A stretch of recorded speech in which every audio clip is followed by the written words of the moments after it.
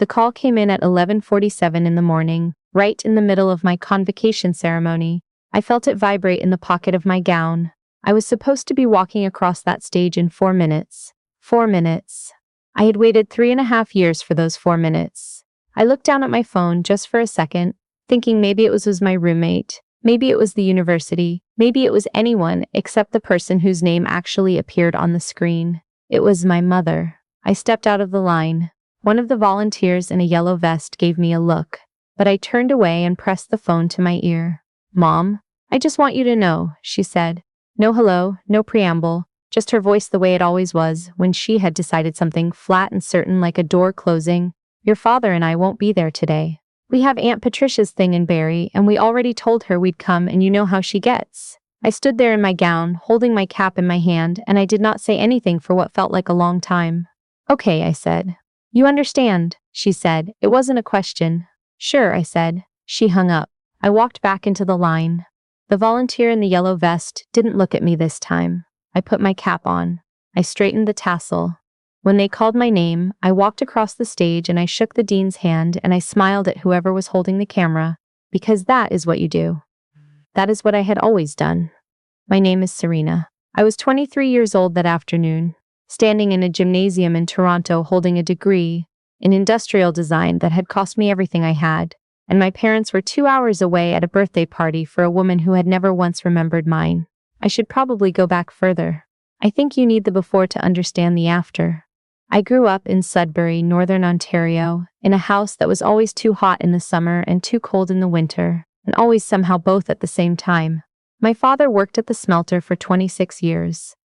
My mother worked part-time at a medical office and spent the rest of her time managing the complicated social architecture of her sister's family, her mother's expectations, and the particular brand of quiet disappointment she reserved exclusively for me. I was the one who drew on everything.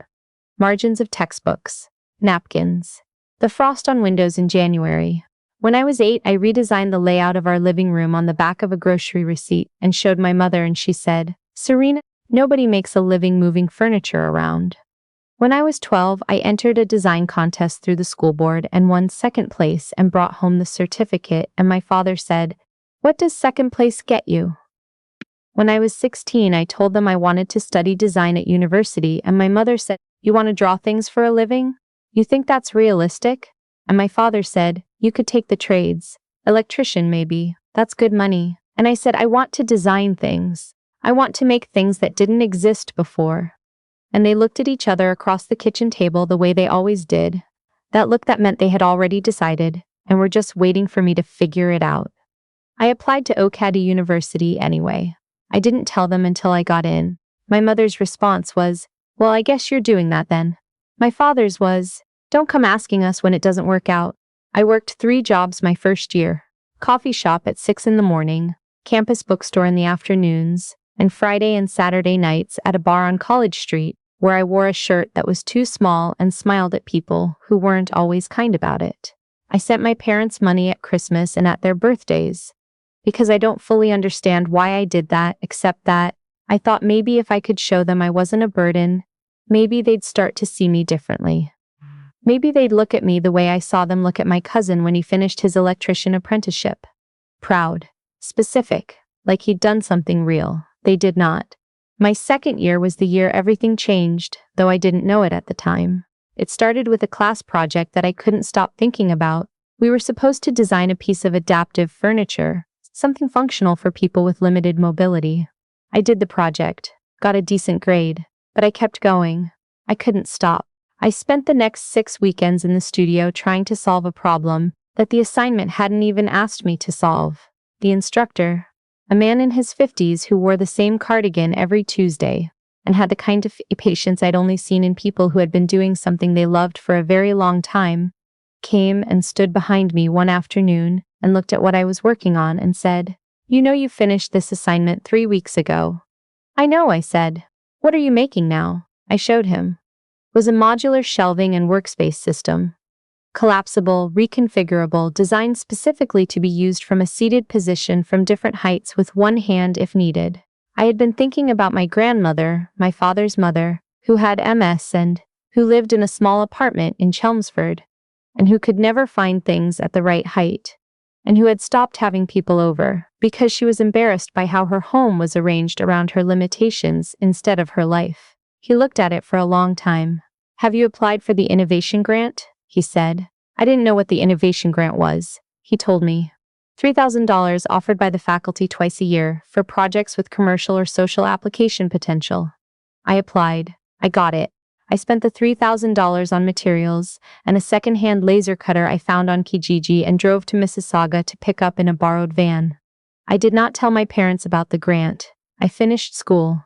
I walked across that stage alone. I went back to my apartment on Dovercourt and I ate leftover pasta, and I called my grandmother in Chelmsford and told her I had graduated, and she said, "Oh, my darling girl," in a voice that made me have to put the phone down for a moment. That was the only call I got that night. Here is what I did next, and I want to say this plainly, because I've been asked to explain it many times and I always feel like I don't do it justice.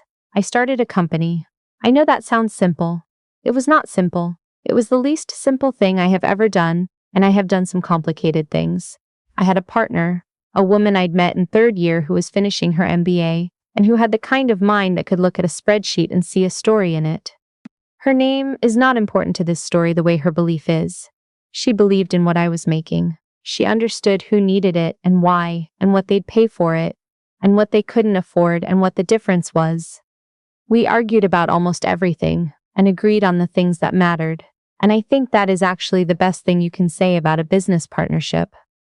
We launched with 4 products: the modular workspace system, a height-adjustable kitchen organizer, a shower caddy that could be used without grip strength, a bedside table that folded flat and reassembled in under 30 seconds. Nothing glamorous, nothing that would make headlines.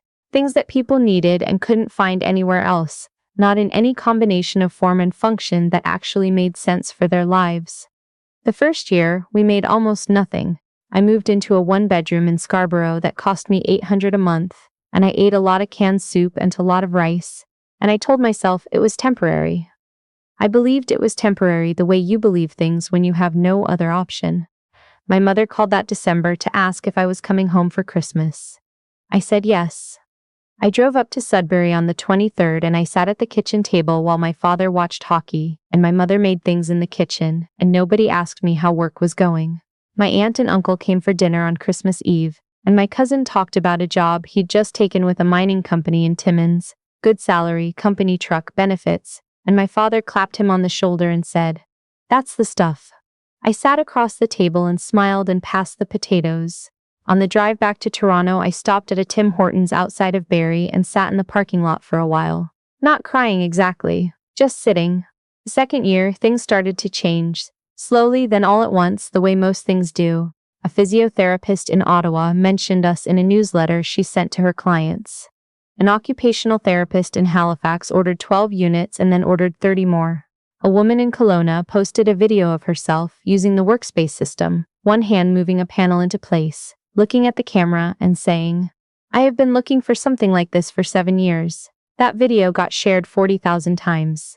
We hired someone to handle shipping, then someone to handle customer service, then someone to do what my partner did but on a larger scale, because what my partner did was no longer something one person could do. I moved into a better apartment.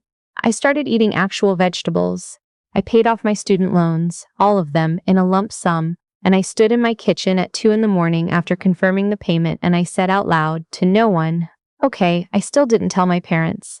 I don't know how to fully explain this choice, except to say that I had spent so many years trying to translate what I did into something they would recognize as valuable.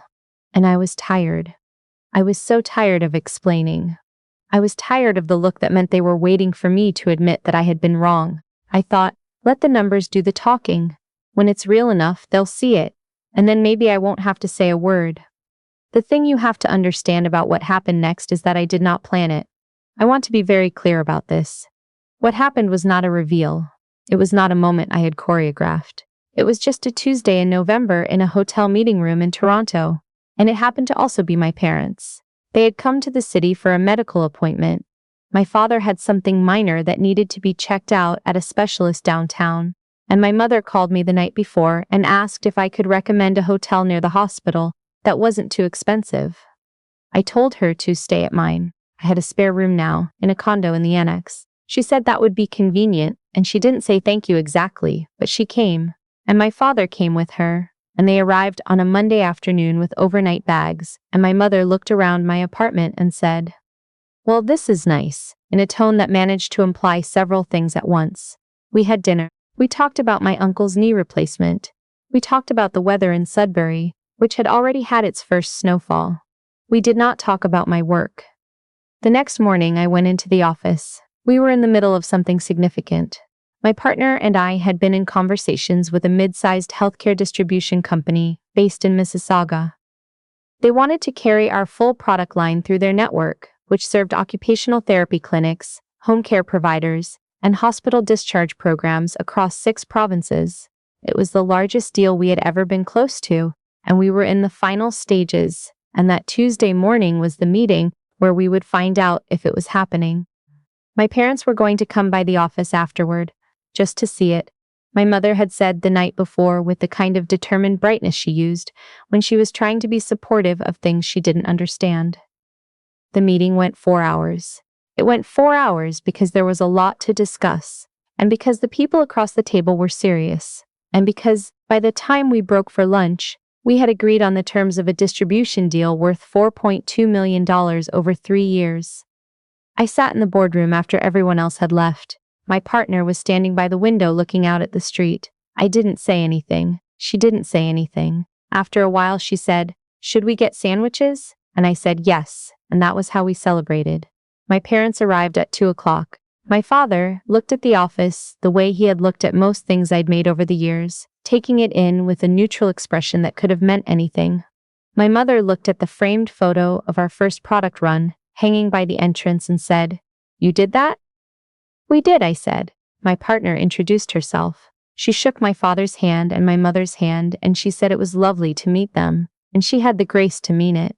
We were standing in the main workspace when my phone rang. I almost didn't answer, but I saw it was our accountant, and I knew he'd been waiting to confirm the final contract numbers, and I said, "I'm so sorry, 1 second," and I stepped a few feet away, not far, just to the edge of the room. "The wire cleared," he said. "Full first installment, you want the number?" I said yes. He told me. I said thank you and hung up. When I turned around, my parents were both looking at me. My father had his hands in his jacket pockets, the way he did when he was waiting for something. My mother had that expression she got when she suspected something was happening that she didn't have the information to evaluate. My partner was looking at me too. She raised her eyebrows. "First payment came in," I said. "How much?" she said, because she already knew, but she was asking for the room. I told her. The number was not 4.2 million. The number was the first installment of the 4.2 million, which was, we had agreed, 30% upfront. My mother said, "I'm sorry, what?" I looked at my father. He was very still. He had his father's face, my grandfather's face, the one that went entirely neutral when the world had said something he needed time to recalibrate to. "We signed a distribution deal this morning," I said. "It's been in the works for about 8 months." "With who?" my father said. I told him the name of the company. He knew it. I could tell he knew it, because his mouth moved very slightly and then didn't. My mother looked around the office again, not the way she had looked when she first came in, differently now. Like she was seeing a different room. "Serena," she said. "How long has this been going on?" 4 years, I said. She looked at me. "You've had this company for 4 years." "Yes, and you never." She stopped. She pressed her fingers to her mouth. "You let us think." "I didn't let you think anything," I said, as gently as I could, because I meant it gently. "You never asked." The silence in that room was the longest 20 seconds I have sat through in my adult life. My father cleared his throat. "Your grandmother," he said. Is this the thing she uses for her apartment?" "Yes," I said. "That's where it started. I was thinking about her when I designed it." He looked at his shoes. "He is not a man who cries. He has cried twice in my life that I have seen, once when his own father died and once that afternoon in my office in Toronto. He turned away so I wouldn't see, but I saw. That was not the end of anything. It was not the beginning either, exactly. Relationships are not structured like stories, even when we tell them that way. What happened after was slow and imperfect, and there were more conversations like hard work than like healing. My mother called me 3 days after they went back to Sudbury. She said, "I want to ask you something and I want you to tell me the truth." I said, "Okay." She said, Did we make you feel like you couldn't tell us? And I thought about what to say for a long time. I said yes, not on purpose, but yes. She didn't say much after that, but she called again the following Sunday, and the Sunday after that.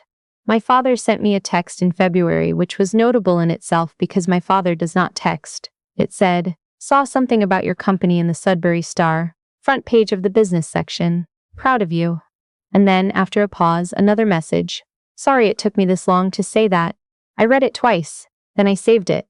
I don't know why exactly, except that it felt like something I might need to have later. I have a boundary with them now. It is not dramatic.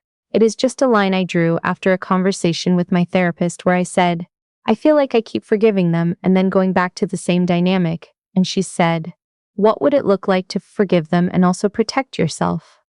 I didn't have an answer right away, but I found one. It looks like Sunday phone calls that I can end when I need to. It looks like Christmas visits that have a return date. It looks like not explaining my work in ways designed to seek their approval, because I am done seeking approval. It looks like accepting the relationship for what it actually is, better than it was, not what I always wanted it to be, and mine to decide what to do with. My grandmother came to Toronto in the spring. I picked her up from the train station and drove her to the annex, and she sat in the living room and looked around and said, "Oh, Serena, look at this place." She is 81 years old. She uses the workspace system I designed every day. She told me once that it changed what her mornings feel like, which is one of the best things anyone has ever said to me about anything I have made. I still work. I work a lot.